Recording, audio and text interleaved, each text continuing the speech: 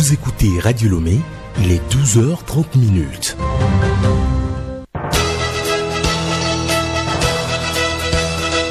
Le journal Hélène Assabi. Auditeurs de Radio Lomé, bonjour et merci de suivre le grand journal de la mi-journée. Tout d'abord, les titres. Le gouvernement multiplie les actions pour lutter efficacement contre la criminalité transnationale. Désormais, toutes les informations policières seront regroupées et gérées par un centre d'information de police du Togo. Un fichier central national des données policières de la République togolaise sera aussi créé. Deux projets de décret ont été adoptés en ce sens hier en Conseil des ministres. Autre bonne nouvelle pour les Togolais, le projet de loi instituant l'assurance maladie universelle a été voté hier à l'Assemblée nationale. Et puis sport football, 4e journée des éliminatoires du Mondial 2022. Les éperviers du Togo viennent de réaliser un succès sous l'ère Paolo Duarte en battant le Congo 2-1. Une victoire qui suscite de l'espoir chez le public sportif.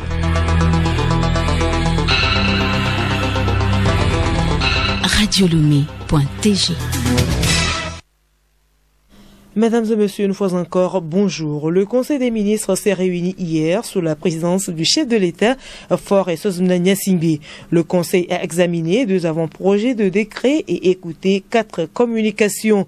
Au terme des travaux, le professeur Akoda Yewadan, porte-parole du gouvernement, est revenu lors du point de presse sur le décret relatif à la mise en œuvre du programme Système d'information des polices d'Afrique de l'Ouest, CIFAO.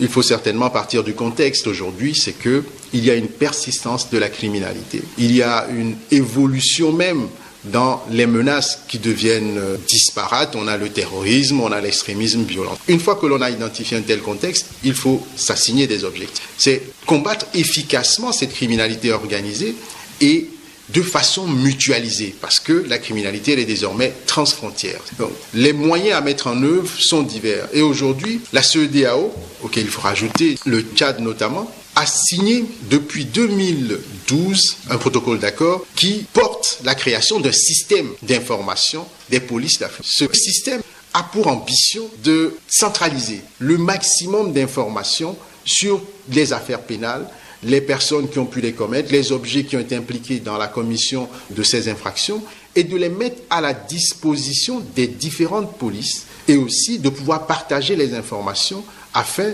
d'endiguer ou de réagir de façon plus rapide et plus efficace face à ces situations criminelles. Donc c'est un système électronique, un peu comme Interpol. On a une espèce d'Interpol à l'échelle sous-régionale qui est en connexion avec l'Interpol à l'échelle internationale. Aujourd'hui, il s'agit d'avoir un fichier pour aller vite, mais nous avons pris le parti de créer ce fichier-là en toute transparence et en toute corrélation avec la loi du 31 octobre 2019 qui protège les données à caractère personnel chez nous.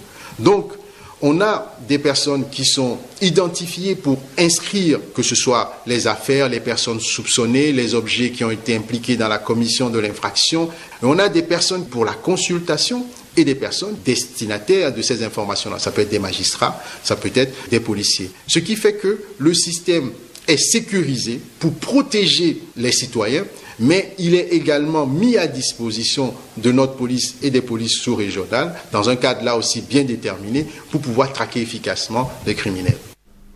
Au titre des communications, le professeur Akoda Yewadan, ministre de la Communication et des Médias, a évoqué, entre autres, l'évaluation du patrimoine des médias publics en vue de l'opérationnalisation de l'Office de radio et de télévision du Togo et de la Société de télévision du Togo, un projet qui s'inscrit dans le cadre de la modernisation et l'organisation des médias publics.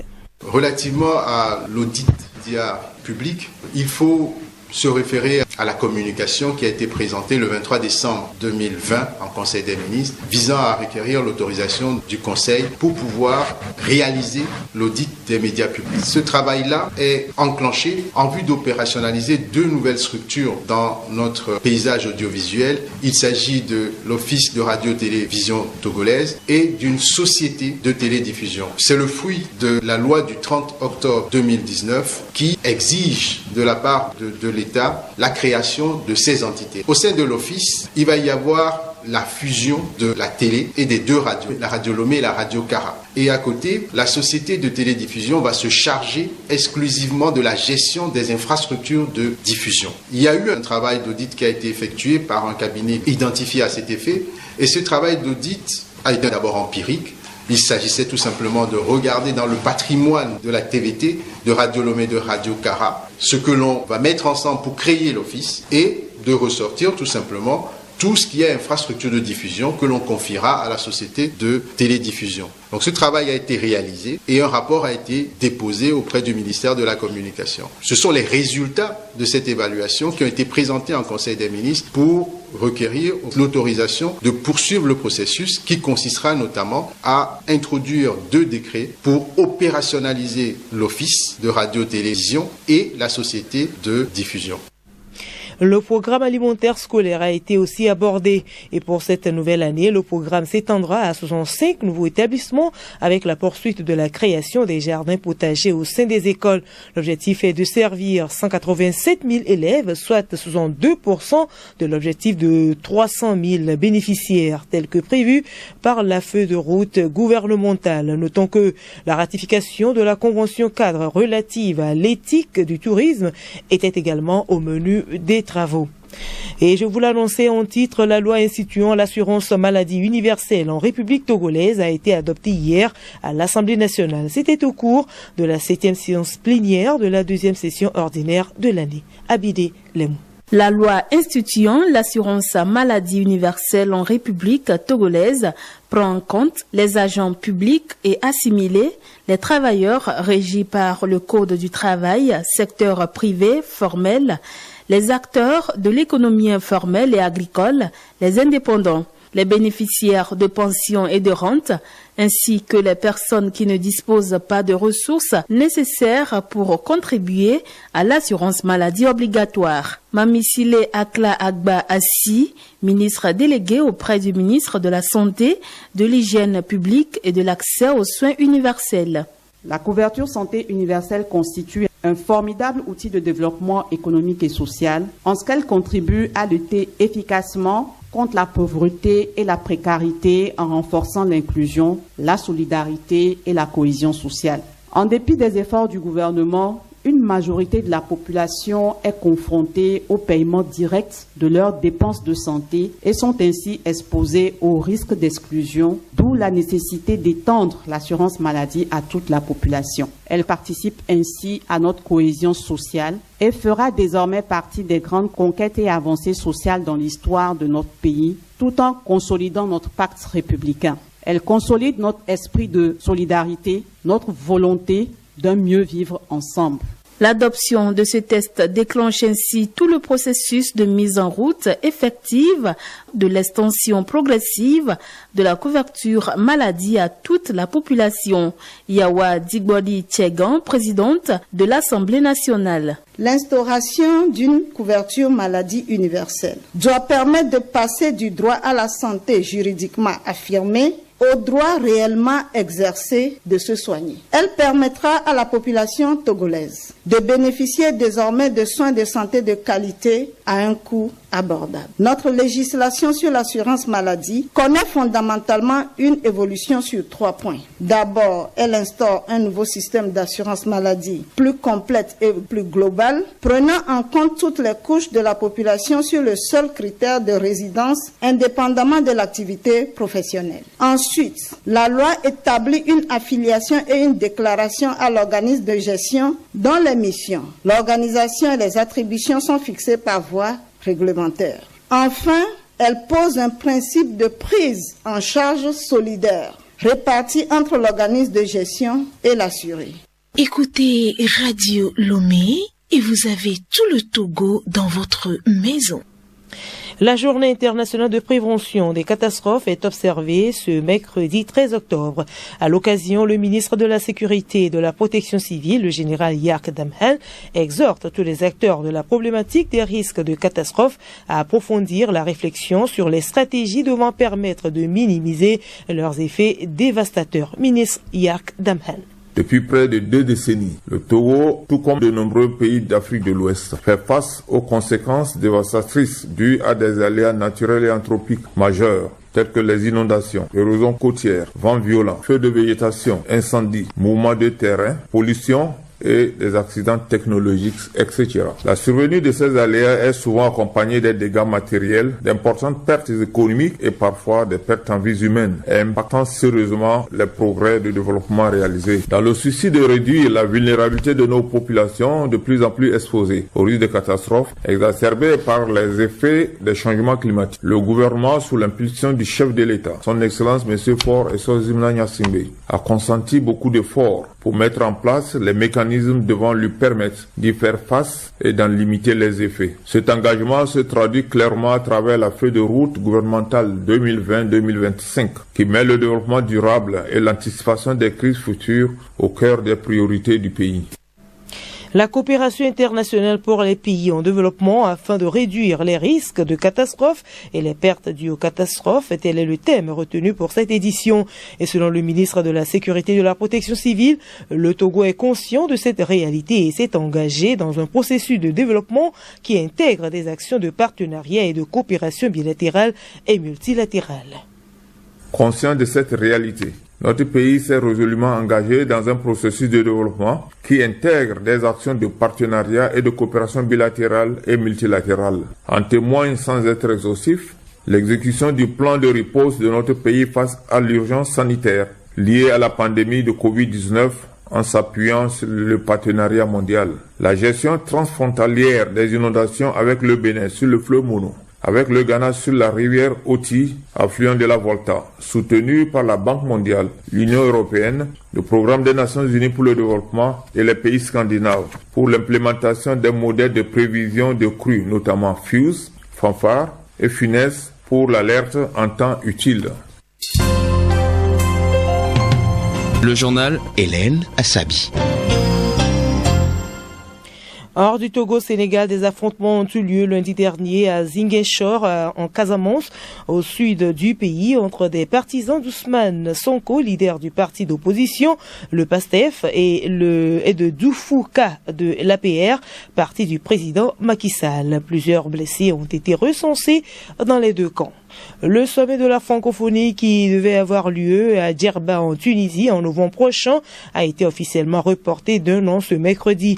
La décision a été motivée en grande partie par la situation politique dans le pays. Écoutez Radio Lomé sur le web sur le www.radiolomé.tg. Magazine santé de nos jours, beaucoup d'antibiotiques pullulent un peu partout, amenant à une consommation abusive, ce qui constitue un danger de résistance. Magazine Santé Plus révèle l'enjeu public de ce phénomène. Alice Berthe Baranda. La résistance aux antibiotiques est devenue une préoccupation mondiale. Selon l'OMS, la résistance aux antimicrobiens compromet le traitement efficace d'un nombre croissant d'infections, ce qui constitue un enjeu de santé publique. En Afrique subsaharienne, la vente libre des antibiotiques, l'automédication ou la prescription inadéquate contribue à une surconsommation des antibiotiques, ce qui crée des résistances dans le traitement des maladies. Professeur Mounero Salou, président de l'Association des étudiants en médecine et pharmacie du Togo. Les antibiotiques, c'est des médicaments comme tout autre médicament, mais ici, ils sont utilisés pour le traitement des infections en général. Et la résistance, c'est la capacité pour la bactérie de résister à l'action de cet antibiotique. Et donc, quand la bactérie est résistante, vous traitez l'infection, mais vous n'avez pas la réponse. Donc, en termes économiques, ça augmente le coût de la prise en charge et des fois, lorsqu'on n'a pas de solution, parce qu'il y a des cas où la bactérie résiste à tout, c'est pour cela qu'il faut anticiper. Il faut s'arranger pour ne pas arriver à la situation où on parle d'impasse thérapeutique, où on n'a plus de moyens. Chaque année, on se donne une semaine pour rappeler encore les bonnes pratiques, pour sauver ce peu. C'est devenu un problème au point qu'on veut inscrire la résistance au patrimoine immatériel de l'humanité, en disant il faut protéger les antibiotiques, sinon ce sera foutu pour nous. Docteur Kombiako Kinam, inspecteur national du médicaments vétérinaires. Un animal qui ingère un médicament pas de bonne qualité ou bien un animal à qui on a administré pas dans les règles de l'art aux doses appropriées un médicament accumule des résidus et quand la viande de ces animaux sont mis sur le marché, c'est l'homme directement qui en pâtit parce qu'il y a des délais où il faut attendre pour que le médicament se résorbe totalement au sein de l'organisme de l'animal avant que cette viande ne soit mise sur le marché. Nous exhortons tout le monde pour consommer des viandes issues des animaux abattus dont la viande a été inspectée, déclarée salubre par les services techniques vétérinaires avant sa consommation. À mercredi prochain.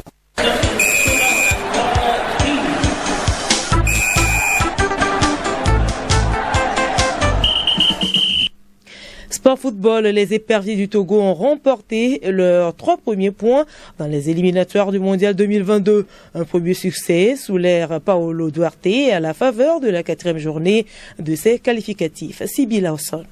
Les poulains du coach Paolo Duarte ont triomphé des Diables Rouges du Congo 2-1 chez eux au stade Alphonse Massemba Deba. 2 buts, l'un de Plaka Fessou et l'autre de Kevin Denke, qui suscite un grand espoir chez le public sportif. Le fait que les éperviers du Togo aient gagné le match contre le Congo donne espoir à nouveau, parce que ça faisait longtemps qu'on attendait ça. On sait déjà qu'il y a espoir et que les éperviers peuvent revenir dans la course. Quand j'ai appris le score, j'étais tellement ravi. Même aussi avec ce score, le Togo ne sera pas qualifié aussi au mondial. Quand même, le Togo a fait un effort pour se faire visible au niveau de la FIFA. Avec ce score, je crois qu'il y a une lueur d'espoir que le Togo peut faire de son mieux dans les jours à venir. Félicitations à nos éperviers. On a été ébahis de leurs prestations. Moi, personnellement, j'ai beaucoup aimé le jeu. Ça suscite de l'espoir. Les éperviers vont encore renouer avec les supporters. Il y aura un engouement pour les prochains matchs. Avec cette victoire qu'ils ont amenée, ils ont donné la joie aux fils et aux filles togolaises. Ça nous suffit largement.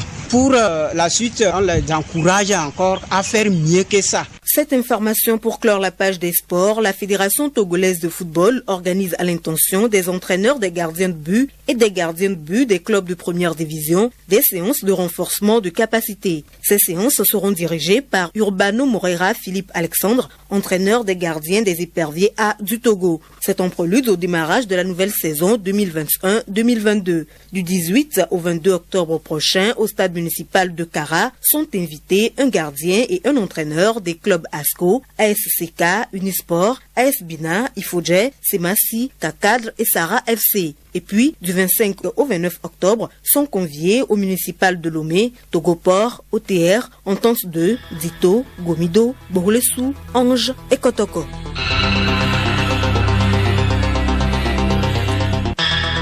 Voilà, ainsi se referme ce journal. Merci de nous avoir suivis. Retenez pour l'essentiel que désormais toutes les informations policières seront regroupées et gérées par un centre d'information de police du Togo et un fichier central national des données policières de la République togolaise sera également créé. 2 projets de décret ont été adoptés en ce sens hier en Conseil des ministres. Et puis il y a une bonne nouvelle pour les Togolais. Le projet de loi instituant l'assurance maladie universelle a été voté hier à l'Assemblée nationale.